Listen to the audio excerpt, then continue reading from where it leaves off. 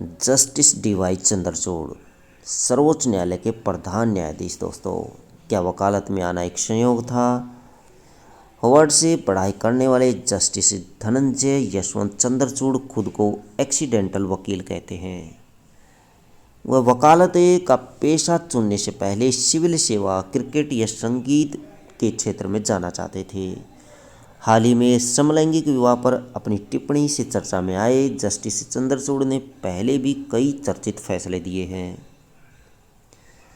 सर्वोच्च न्यायालय के प्रधान न्यायाधीश जस्टिस धनंजय यशवंत चंद्रचूड़ वैसे तो अपने फैसलों को लेकर चर्चा में रहते ही हैं दोस्तों, लेकिन समलैंगिक विवाह के मामले में फैसला सुनाते हुए उन्होंने जो टिप्पणी की वह मौजूदा दौर में काफ़ी प्रासंगिक है। उन्होंने कहा है कि अदालतें केवल कानून की व्याख्या कर सकती हैं, उन्हें बना नहीं सकती। उन्होंने यह भी कहा है कि प्रेम मानवता का मौलिक गुण है, लेकिन शादी करना कोई मौलिक अधिकार नहीं है। 11 नवंबर 1959 को पुणे में जन्मे धनंजय यशवंत चंद्रचूड़ एक समृद्ध परिवार से थे। उसके दादा विष्णु बी चंद्रचूड़ सावंतवाड़ी के दीवान थे। उनके पिता जस्टिस यशवंत विष्णु चंद्रचूड़ भारत के 16वें मुख्य न्यायाधीश थे, जो 22 फरवरी 1978 से 11 जुलाई 1985 तक चीफ जस्टिस ऑफ इंडिया रहे। 22 फरवरी 1978 से 11 जुलाई 1985 तक चीफ जस्टिस ऑफ इंडिया रहे थे। शीर्ष अदालत के इतिहास में किसी CJI का सबसे लंबा कार्यकाल रहा है दोस्तों। उनकी मां Prabha Chandrachud all India radio पर कार्यक्रम प्रस्तुत करती थी। संगीत का शौक शायद उन्हें अपनी मां से मिला। दिल्ली यूनिवर्सिटी और फिर हार्वर्ड। उन्होंने 1979 में दिल्ली के सेंट स्टीफन कॉलेज से अर्थशास्त्र व गणित के साथ स्नातक और 1982 में दिल्ली विश्वविद्यालय से कानून में स्नातक की डिग्री प्राप्त की। प्रतिष्ठित इन लॉक स्कॉलरशिप की मदद से 1983 में उन्होंने हार्वर्ड विश्वविद्यालय से MLA की पढ़ाई पूरी की दोस्तों। 1986 में जुडिशियल साइंस में डायरेक्टरेट की उपाधि ली। पिता को सेवानिवृत्ति के करीब 37 साल बाद सर्वोच्च न्यायालय के मुख्य न्यायाधीश बने। पिता के सेवानिवृत्ति के बाद करीब 37 साल बाद सर्वोच्च न्यायालय के मुख्य न्यायाधीश बने। अपने पिता के फैसलों को पलटा। सुप्रीम कोर्ट ने निजता के अधिकार को मौलिक अधिकार बताया था। इस फैसले में कुल 9 जज थे, लेकिन चर्चा में सबसे ज़्यादा रहे जस्टिस डीवाई चंद्रचूड़, क्योंकि उन्होंने अपने पिता जस्टिस डीवाई चंद्रचूड़ के फैसलों से अलग फैसला दिया था। 2018 में जस्टिस डीवाई चंद्रचूड़ ने अपने पिता के फैसले से असहमति जताई।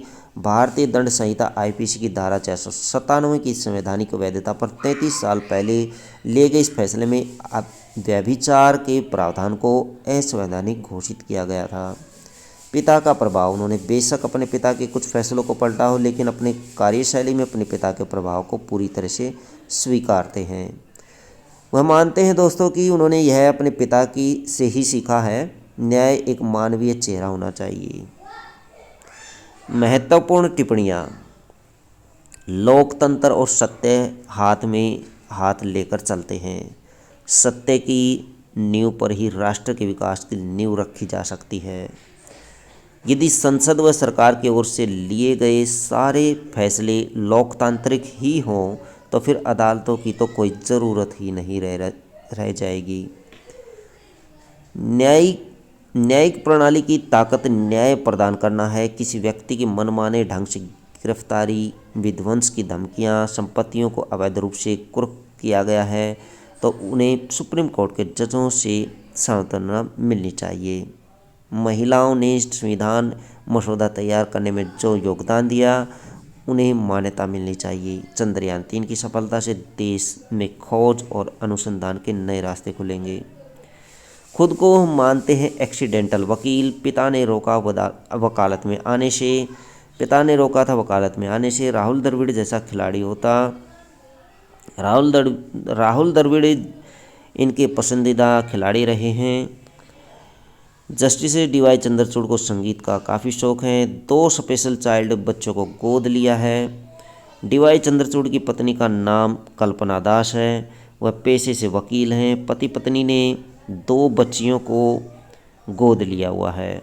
2 छोटे बच्चियों को गोद लिया हुआ है। दोनों विकलांग हैं दोस्तों, दोनों स्पेशल चाइल्ड हैं। एक का नाम माही है, दूसरे का नाम प्रियंका है।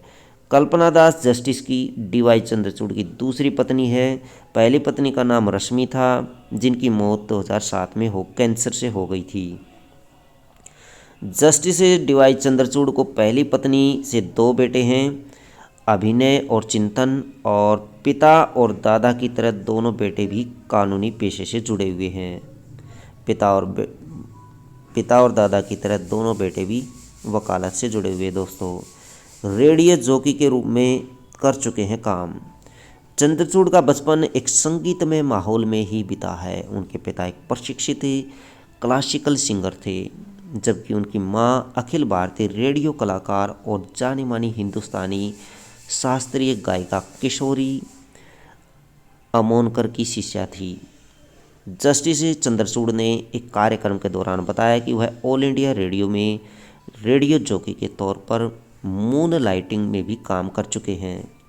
वह रेडियो पर play it cool, date with you और संडे रिक्वेस्ट जैसे कार्यक्रमों में होस्ट किया करते थे। खुद को मानते हैं एक्सीडेंटल वकील दोस्तों। एक खास शख्सियत है दोस्तों डी.वाई. चंद्रचूड़।